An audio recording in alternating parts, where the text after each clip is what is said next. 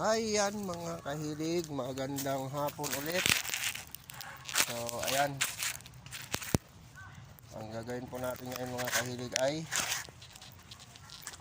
papakita ko sa inyo kung anong ginagawa ko dito. Kasi napaka tigas talaga ng lupa natin dito.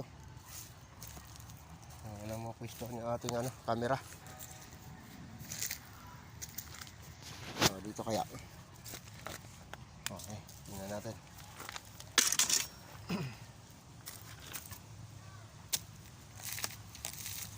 Okay.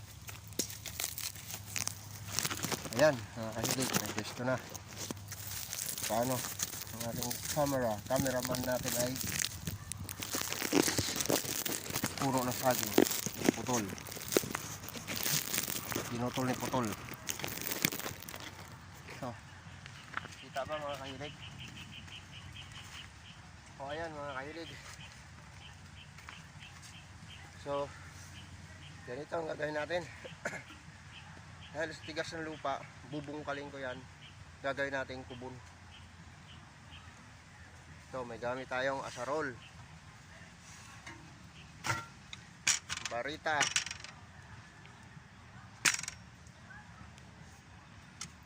pala. Ang hindi makawala, tak. Ayan mga kahilig, ano?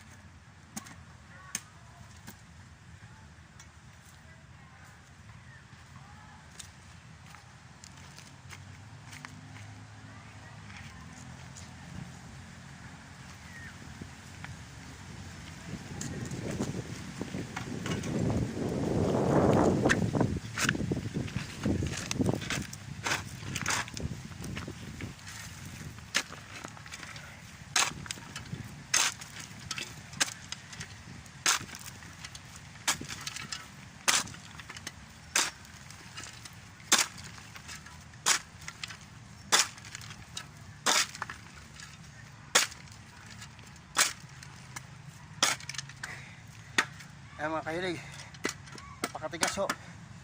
Adobe kasi yung ilalim.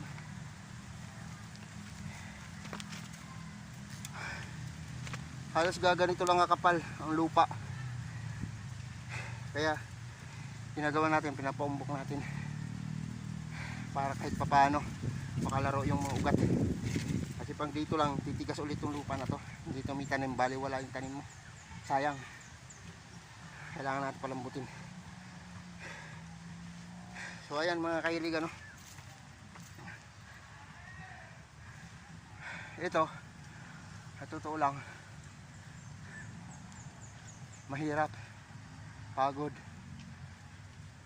bago ka magkaroon ng produkto. Pero mas okay na ito kaysa naman pabayaan mo yung pabayaan natin yung mga anak natin na magtinda sa lansangan.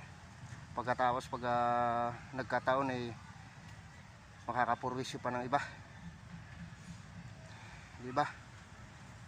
Kaya pasensya na ho doon sa mga masyadong maano, no, hindi talaga ako pabor doon sa nangyari doon sa guard na tinanggal ng ganun lang.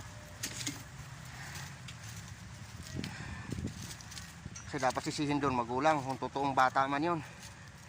At kailangan pagtindahin, unang-una naiintindihan na ng bata ang bawal at ang mali. At kung totoong 12 anyos yun, alam niya na yung mali at saka yung tama.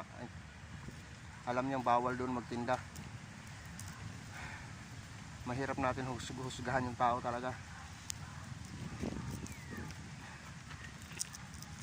Kung hindi niya pinagtinda yan,